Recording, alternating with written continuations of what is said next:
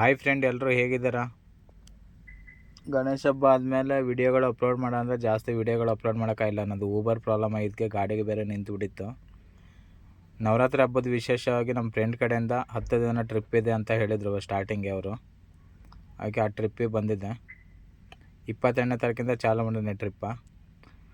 Only south ಕೇಂದ್ರ ದೇವಸ್ಥಾನ ಮಾತ್ರ ಟೋಟಲ್ 48 ದೇವಸ್ಥಾನ ಇದೆ ನೋಡಿ. ಇಲ್ಲಿ ಲೀಸ್ಟ್ ತೋರಿಸ್ತೀನಿ ನಿಮ್ಗೆ ಇವಾಗ.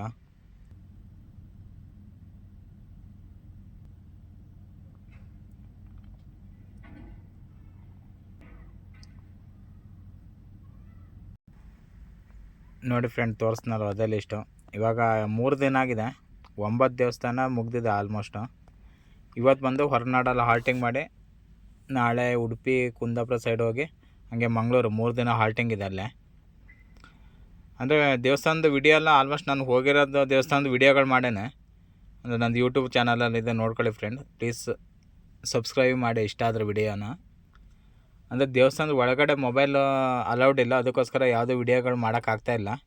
ಅದಕ್ಕೆ ದೇವಸ್ಥಾನದ ಹೊರಗಡೆ ವಿಡಿಯೋ ಮಾಡಿ ಯಾವ ಪ್ಲೇಸಲ್ಲಿ ಬರುತ್ತಂತ ನಿಮ್ಗೆ ಅಲ್ಲೇ ಇಂಗ್ಲೀಷೆಲ್ಲ ಬರೆದು ಹಾಕಿನಿ ನೋಡಿ ಫ್ರೆಂಡ್. ನನಗೆ ಎಷ್ಟು ದೇವಸ್ಥಾನ ನಾನು ಹೋಗಿರ್ತಾನೆ ಆ ದೇವಸ್ಥಾನದ ವಿಡಿಯೋ ಹಾಕ್ತಾ ಇರ್ತಾನೆ.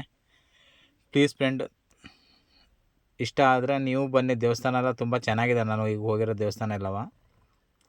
ಇಷ್ಟ ಆದರೆ ದೇವಸ್ಥಾನಕ್ಕೆ ಬಂದು ವಿಸಿಟ್ ಮಾಡಿ. Thank you friend, bye.